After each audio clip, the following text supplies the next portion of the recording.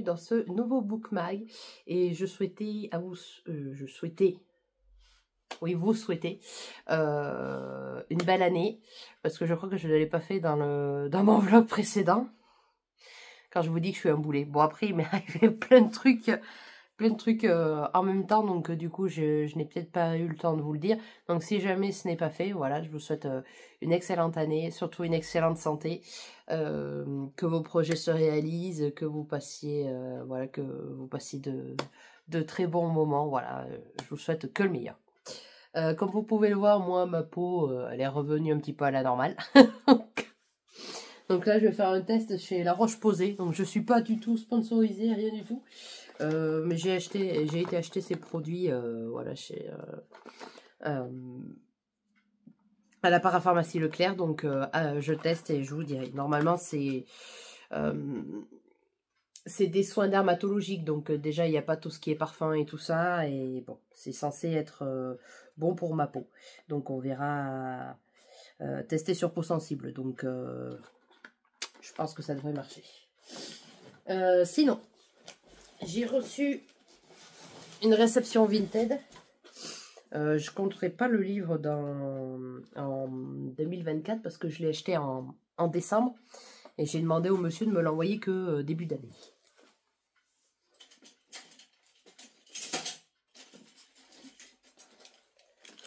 Alors du coup, si vous ne saviez pas, voilà, je travaille chez ces personnes-là. Alors, je viens tout juste de le recevoir, donc j'ai dit je vais l'ouvrir en direct avec vous. En tout cas, c'est bien protégé, c'est bien scotché, comme j'aime. Peut-être comme ça.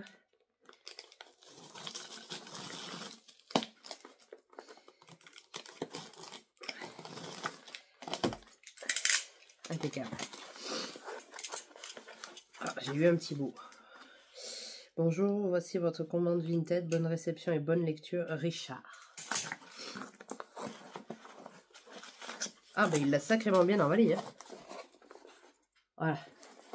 Donc, vous avez deviné de quel livre il s'agit, mais en attendant, chapeau au papier bulle et tout. C'est chouette. Je vois qu'il n'y a pas que moi qui met une attention particulière à l'emballage des colis. Généralement, moi, quand j'envoie les romans, c'est dans des enveloppes bulles. Et puis, moi, je les enroule dans un sac congélation. Ça paraît con. Mais au moins, ça évite qu'il y ait quelque chose qui se... Impeccable. Eh bien, il est en parfait état. Bon, par contre, la tranche, elle est pliée. Mais bon, on ne dira rien. Ouais. C'est qu'il était neuf. Je sais pas si vous allez voir. Non, vous n'allez pas voir. Merde. Parce que là, en fait, tout le long, elle est pliée. Bon, c'est le risque hein, quand on commande d'occasion, mais voilà. Du coup, je suis trop contente. J'ai mon Lucille Riley, j'ai la promesse cachée, pardon. Donc, je vais pouvoir m'y mettre. Et il fait 632 pages. Alors, est-ce qu'on a les avis des copines? Alors, le problème, c'est qu'il y a, si dans tous mes états que je connais, grandiose, un roman bluffant, rempli d'amour, de force et de courage, bouleversant de vérité. Parce que je suis plus trop, en fait, les lectrices Charleston sur Instagram. Là, cette année, mais c'est parce que je la suis d'avant, j'ai Flora, que je suis depuis peut-être 2-3 ans maintenant, donc qui est devenue lectrice Charleston. L'année dernière, il y avait Mon rêve d'été qui était lectrice Charleston. Donc voilà, mais je suis pas une lectrice Charleston parce qu'elle est lectrice Charleston en fait. Il y a Trenditch aussi, Lola, je l'ai oublié, qui est lectrice Charleston 2025. J'aimais beaucoup l'époque où on avait Angie du compte Madame Chachali, on avait Estelle du compte Petite Lectrice, parce qu'en fait elle faisait des vidéos sur YouTube. Donc quand elle faisait des avis sur les romans, j'aimais bien regarder leurs vidéos. Et ça me donnait encore plus envie d'acheter les romans de chez Charleston. Mais là, je crois que cette année, bon, Traditch a commencé sa chaîne YouTube cette semaine, donc peut-être qu'elle nous en parlera, elle m'en parlera un peu plus par vidéo, mais c'est vrai que à l'écrit, c'est tellement compliqué en fait Instagram, c'est que je suis 600 personnes, mais sur les 600, je dois avoir peut-être une vingtaine de personnes où je vois les stories tous les jours. Donc vous imaginez, sur 600, c'est rien du tout, quoi. Donc alors les posts, je vous explique même pas. Donc du coup, voilà, c'est vrai que j'aurais bien aimé avoir une lectrice Charleston qui soit sur YouTube, comme ça je pourrais suivre un peu plus assidûment les sorties de chez Charleston. Bon, après vous me direz, Coralie, avec 270 romans dans ta palle, reste tranquille. C'est prévu, je reste tranquille. Je reste tranquille parce que tout simplement, aussi un compte Instagram Amoureuse des livres, Delphine, que j'ai rencontré à Brive, relance son challenge tir-lire, c'est-à-dire qu'elle met 2 € de côté quand elle lit un brochet et 1 € quand elle lit un poche et un e-book. Et du coup, elle utilise cet argent-là pour s'acheter des livres. Donc moi, je ne suis pas à l'article de la mort, j'ai 270 romans, donc je ne veux pas me précipiter en librairie et tout acheter. Après, ma wishlist commence à déborder, parce que dès que je vois une sortie, je mets le roman dans ma wishlist. Mais ça me permettra d'en acheter beaucoup moins, surtout que généralement quand je suis en salon, je me lâche complet.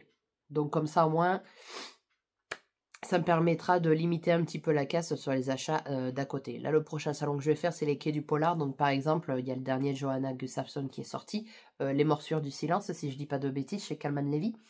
Donc du coup, si jamais je vois qu'elle est au Quai du Polar, ben, j'achèterai pas son roman avant en fait. Voilà, j'irai le chercher directement au salon.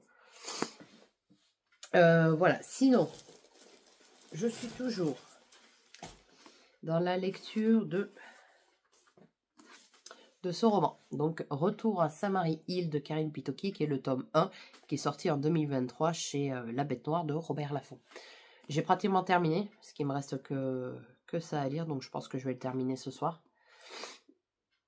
J'aime beaucoup ce Cozy Mystery, parce que j'en parlais avec des copines, c'est que Karine Pitoki a gardé les codes du Cozy Mystery, donc le thé, l'Angleterre, le meurtre, voilà.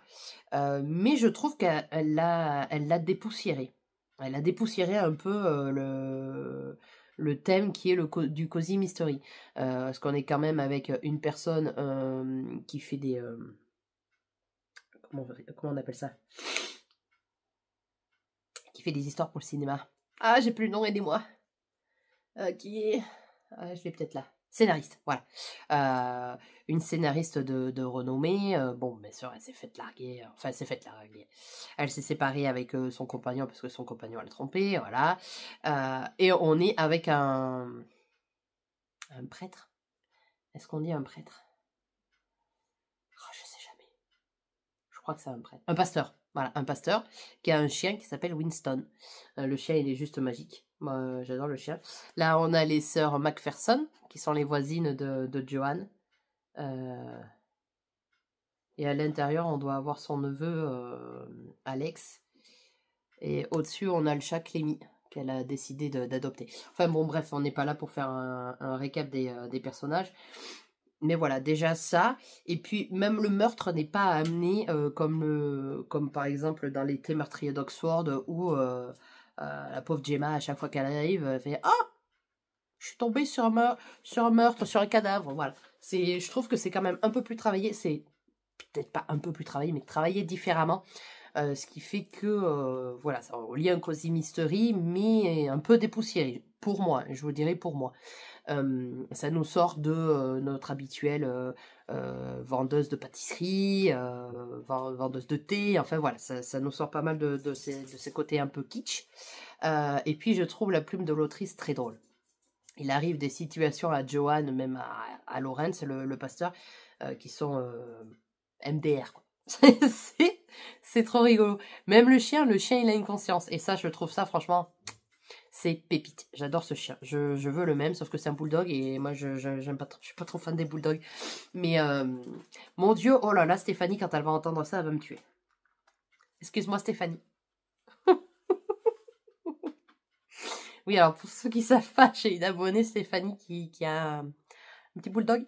Voilà. Donc, je peux pas. Même Cathy qui a deux bulldogs aussi. Bon, bref. J'ai beaucoup d'abonnés qui ont des bulldogs et moi, j'ai un Yorkshire. Voilà. Après, moi, ça se prête très bien au jeu puisque le Yorkshire vient de l'Angleterre. Donc, le bulldog français vient de France. Coralie, je crois que tu es en train de t'enfoncer là. Désolée à tous les adorateurs de bulldog. Mais, on le voit pas, mais mon chéri m'en a offert un en céramique qui est dans la bibliothèque. Voilà, donc je vais terminer ce roman ce soir. Je vais continuer. Je vais regarder en fait la 4e de couverture parce que je voudrais découvrir le Douglas Kennedy. Parce que je fais un challenge. C'est quoi un birthday challenge. En fait, il faut lire un roman d'un auteur né en janvier. Et Douglas Kennedy est né en janvier. Et du coup, Lucille m'avait donné un de ses romans qui est sorti, je crois qu'il y a 2 ans, si je vous dis pas de bêtises. Entre ça et soit un Charleston, soit un Faubourg Marigny.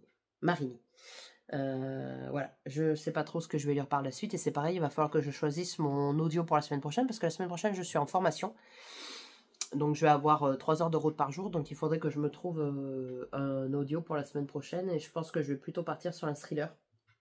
J'aime bien les thrillers à l'audio parce que déjà je trouve que je retiens beaucoup plus de choses et je suis beaucoup plus attentive quand c'est des thrillers normalement bien menés. Il y a moyen que, comme par exemple La forêt des disparus d'Olivier Bal, ça a été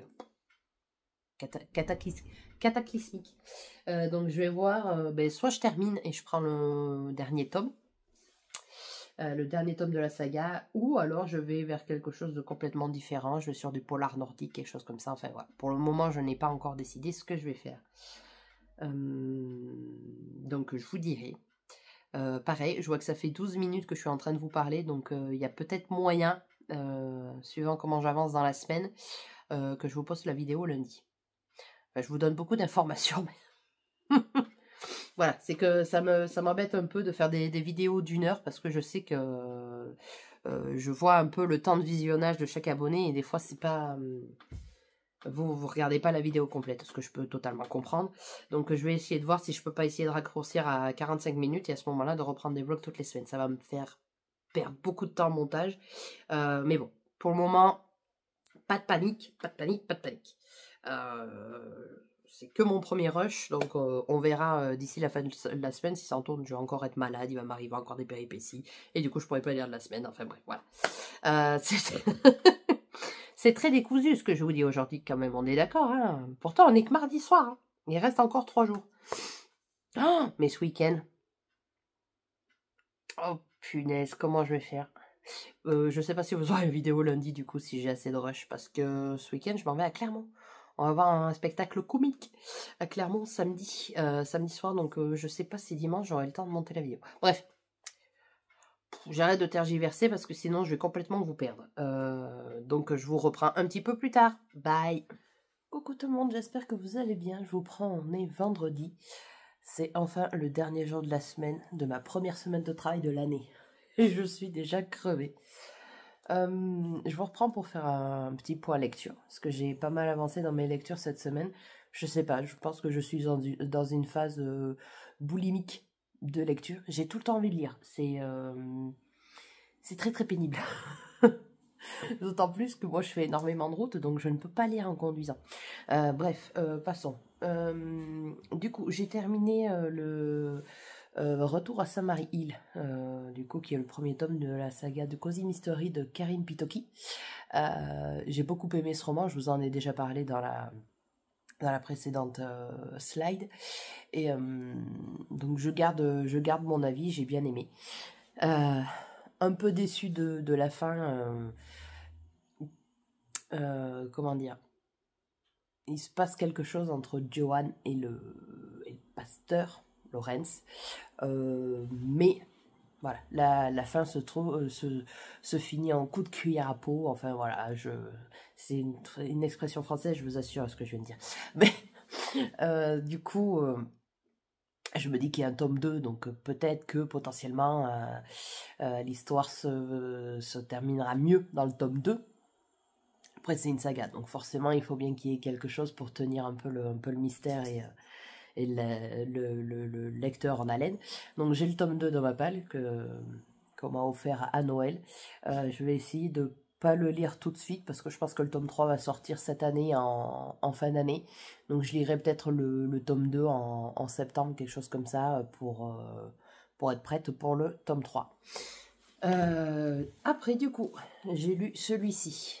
Donc, Les hommes ont peur de la lumière de Douglas Kennedy. C'est un roman que m'avait offert Lucille de Clermont parce qu'elle l'avait reçu en service presse. Elle l'avait reçu 2 fois en doublon. Elle avait dit que ça pourrait potentiellement me plaire. Et je crois que je l'ai dans ma palle depuis plus d'1 an. Et comme je participe sur Instagram au challenge, le Birthday Challenge, et que Douglas Kennedy est né en janvier, donc j'ai lu celui-ci, ça m'a permis de le sortir de ma palle, et qu'est-ce que j'ai bien fait, ce roman est mon premier coup de cœur de 2025, c'est-à-dire que dès les premières pages, j'ai été complètement happée dans l'histoire, et ça a été très très difficile de couper pour dormir, bien sûr, mais du coup en 2 jours, en 2 fois que je l'ai pris pour le lire, je l'ai terminé. Il fait à peu près 300 pages.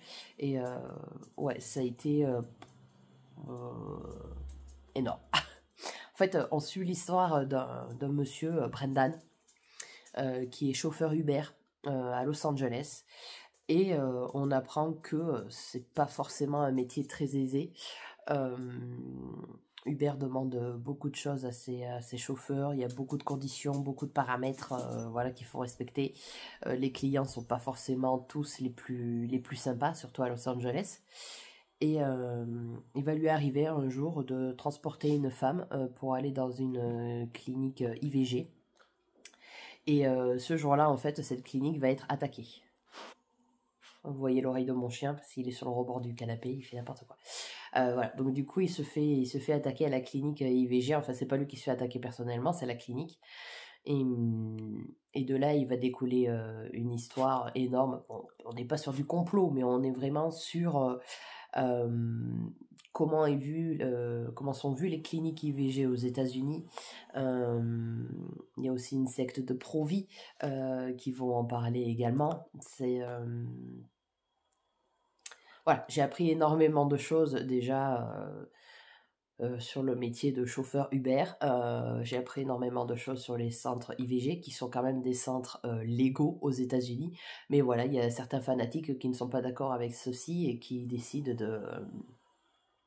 de se venger, de faire des guerres, de lancer des cocktails Molotov, voilà, d'être dans la violence, voilà, des pro-vie, hein, tout simplement.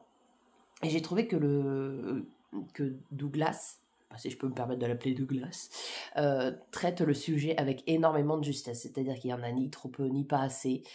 C'est ni trop gros, ni rien. Je trouve que le sujet est vraiment traité avec beaucoup, beaucoup de justesse. Il y a certains passages qui peuvent paraître un peu difficiles, mais nécessaires.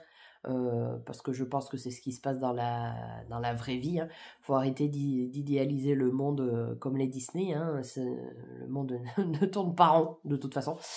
Donc voilà. Donc si vous aimez franchement les histoires qui se passent aux États-Unis, tout ce qui va être en rapport avec les avortements, le choix des femmes, voilà, des combats de ce genre, voilà, il faut le lire.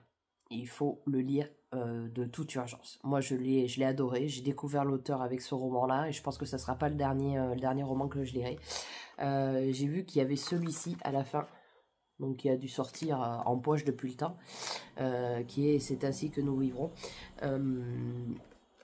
Donc voilà, j'ai vraiment envie de découvrir d'autres romans de l'auteur. Si jamais vous l'avez déjà lu et que vous avez lu d'autres romans qui vous ont aussi hypé de fou, n'hésitez pas à me le dire en commentaire, ça me donnera des idées pour potentiellement en prendre un deuxième pour continuer à découvrir Douglas Kennedy. Alors comme j'ai mangé celui-ci, j'ai dit je vais essayer de prendre quand même une lecture un peu plus douce, on va dire, qui traite de sujets un peu plus ou un peu plus doux, un peu plus gentil. Et donc du coup, je lis le tome 3 de l'immeuble de la rue Cavendish et c'est Lucie se rebiffe. Donc c'est une saga, il y a 6 tomes, le 6e vient tout juste de sortir, je crois, fin 2024, donc je pense qu'il va pas tarder à sortir en poche. Donc je suis pas en avance, je suis pas en retard non plus. Bon, j'ai des sagas où je suis beaucoup plus en retard. Qu'est-ce que tu fais? Vous voulez monter sur le canapé, laissez-moi travailler. Ça va bien se passer. Je vous lis, non, je vous lis pas la 4e parce que j'ai peur que ça vous spoil un peu. La manigance de Margot, Charlotte se cherche. Ouais, j'ai peur que ça vous spoil un petit peu, quoique non. Parce que chaque tome en fait est bien défini. On est avec un personnage et on suit l'histoire du personnage, donc on suit moins les autres personnages de l'immeuble. En fait, pour faire simple, en fait, on se retrouve dans l'immeuble ici. Et on va être avec une personnage qui habite dans chaque appartement. Là, dans celui-ci, on est dans l'appartement ici avec... ça y est, j'ai mangé son nom. Lucie. Lucie Leblanc, voilà, qui est une dame qui vivait dans le 17e arrondissement, dans un fabuleux 5 pièces, machin. Sauf que son mari est mort. Et que ses enfants, du coup, lui disent « Mais maman, tu seras mieux dans un plus petit appartement, parce que franchement, un 5 pièces toute seule, ça va être beaucoup d'entretien et tout ça. » Donc elle décide de le vendre.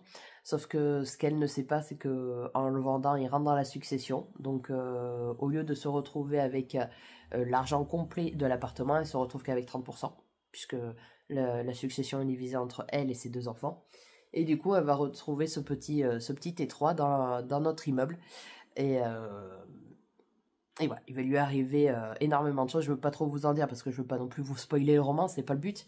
Mais il va lui arriver énormément de choses.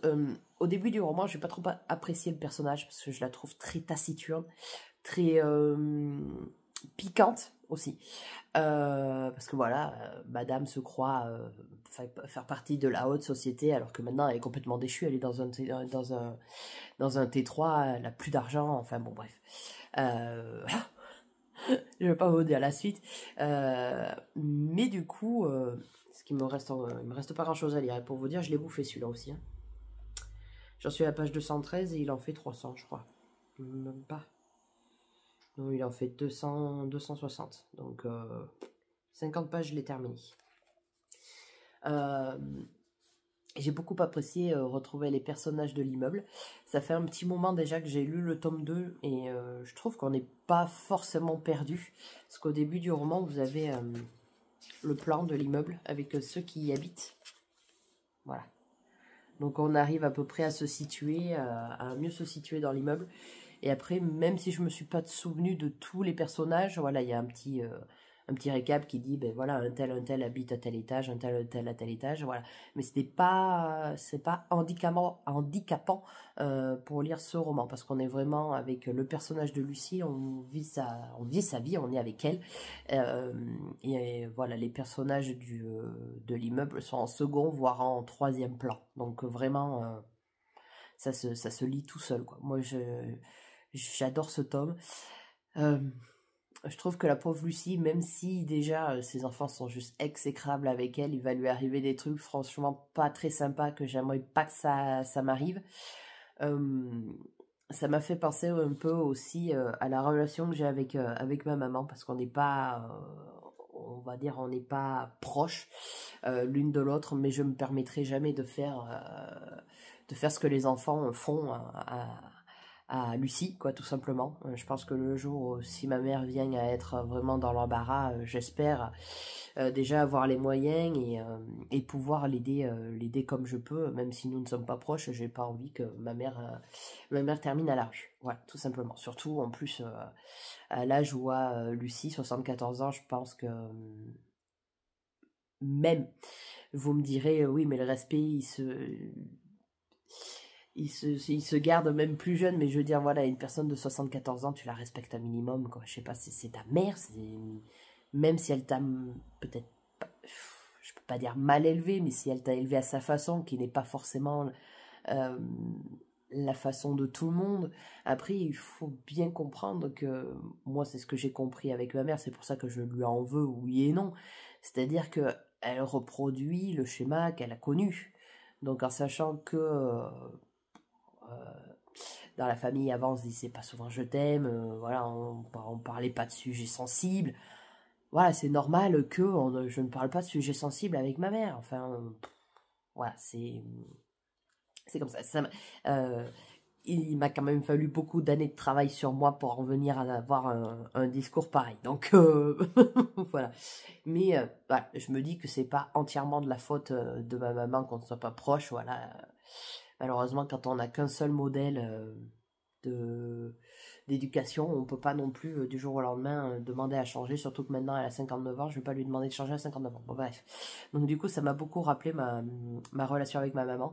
J'espère juste que ça va bien se terminer pour Lucie, c'est pour ça que je vais aller retourner lire et j'espère le terminer aujourd'hui parce que j'ai trop envie de savoir ce qui va arriver à Lucie. J'espère que c'est une histoire qui se termine bien, je pense bien, parce que connaissant Caroline Kant, normalement les histoires se terminent bien. Voilà, et j'espère que, je vais pas vous spoiler, mais il y a un monsieur qui s'appelle Henri dans le roman, et j'espère qu'il va souffrir.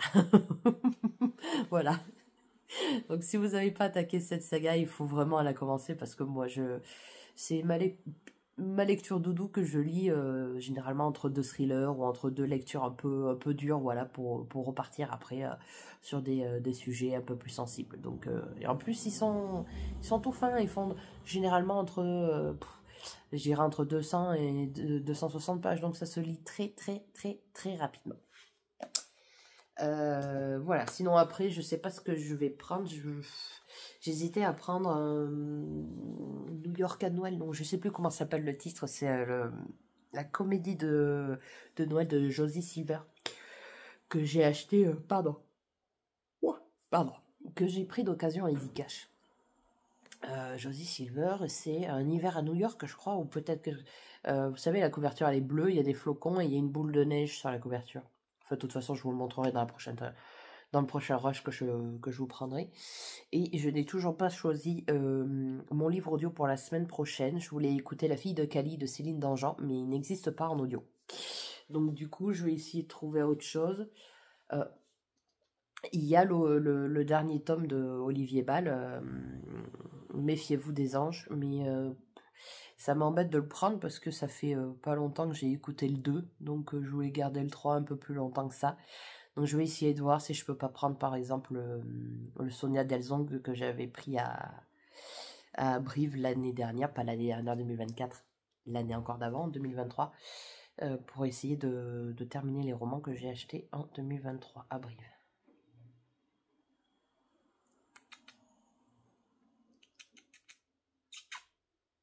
Il en a rien à péter. Soit il en a rien à péter, soit il commence à devenir sourd. Et j'ai l'impression, quand je vous regarde, j'ai les yeux rouges. Je sais pas. De toute façon, ça fait 3 jours que j'ai mal aux yeux. Je sais pas ce que j'ai. Il va falloir que je regarde.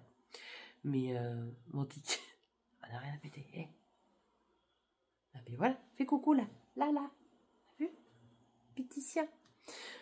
Voilà, c'était tout pour aujourd'hui. Je vais essayer de vous reprendre d'ici dimanche, même si ce week-end, ça va être un peu sport. Et du coup, je vous sortirai la vidéo lundi parce que ça va faire à peu près 45 minutes de rush. Donc voilà, vous aurez la vidéo lundi. La semaine prochaine, je sais pas trop comment ça va se goupiller parce que vu que je suis en formation, je vais rentrer le soir vers 19h, 20h. Donc il y aura peut-être pas de vlog. Ou s'il y en a un, il sera sur 15 jours. Voilà. Je vous dis un peu plus tard dans la semaine, en espérant réussir à vous... Oui, je pense j'arriverai à vous prendre d'ici dimanche et pour clôturer ce vlog. Voilà, je vous souhaite... ben non, je vous le souhaite pas puisque on sera lundi quand vous verrez cette vidéo. Je suis toujours un peu perdu. Bref, je vous dis à plus tard. Ciao.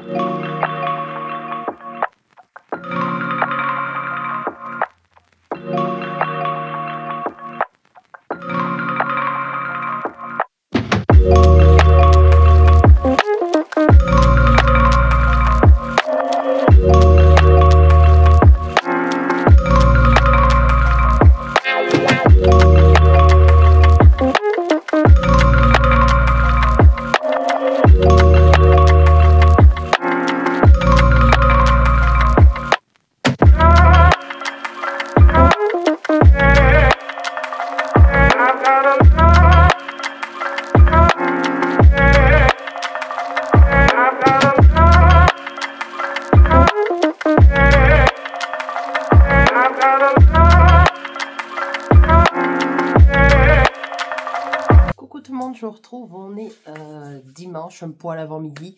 On vient tout juste de rentrer de Clermont-Ferrand, donc comme vous avez pu voir dans les slides précédentes, nous avons été voir le dernier spectacle d'Alban Ivanov. On a énormément rigolé, bon comme d'habitude il a des blagues très très grasses, voilà.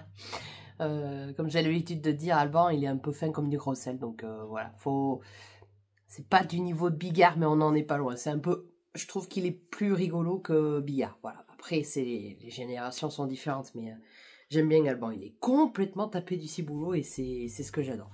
Donc franchement, top, top, top.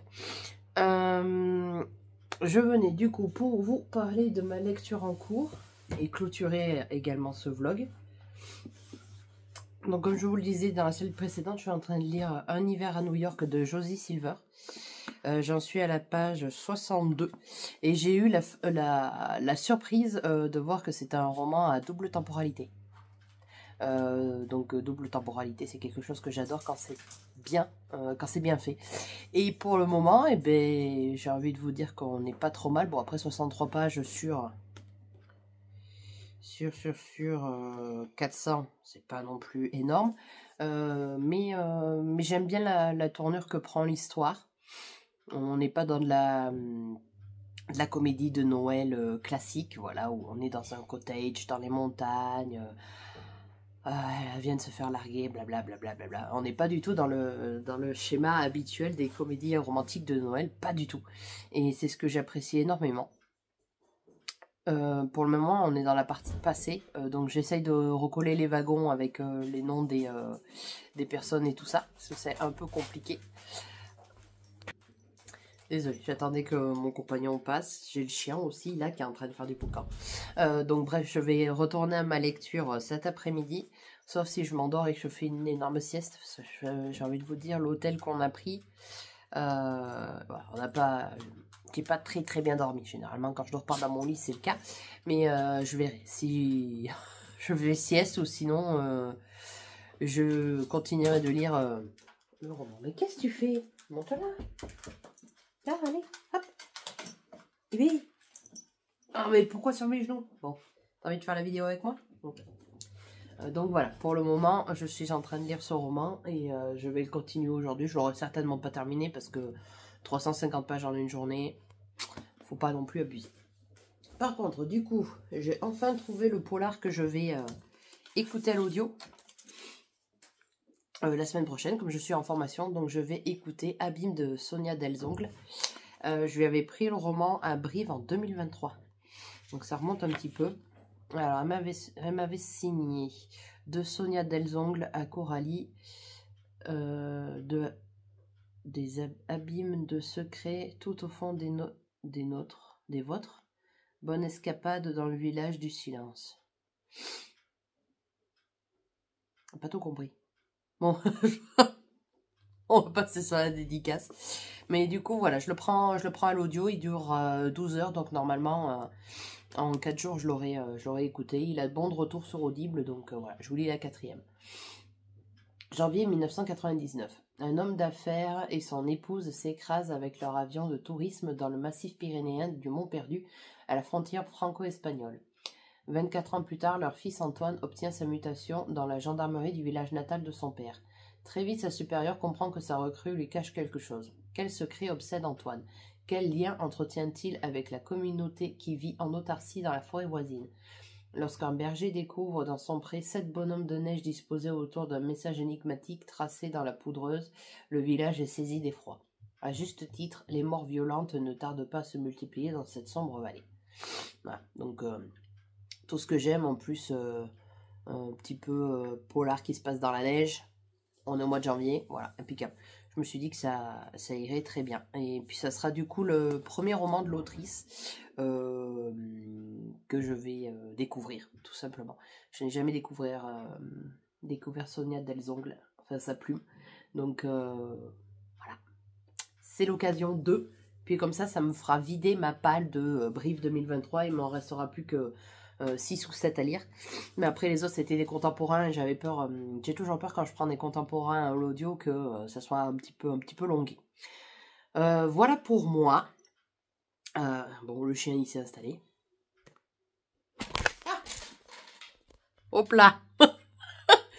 Vous avez carrément sauté du trépied. Donc vous voyez, le chien, il est là, au calme. Voilà, donc je vous souhaite une excellente semaine. Je ne suis pas sûre que la semaine prochaine, vous aurez un vlog. Parce que comme vous le savez, je vous l'ai déjà dit, je vous le répète, je suis en formation. Je ne vais pas rentrer avant 19h30, 20h le soir et je repars à 6h30 le matin. Donc ça va me faire des grosses journées, donc je vous ferai peut-être plutôt un vlog dans 15 jours. Voilà, je vous souhaite une excellente semaine, je vous souhaite de belles lectures et je vous dis à plus tard. Bye!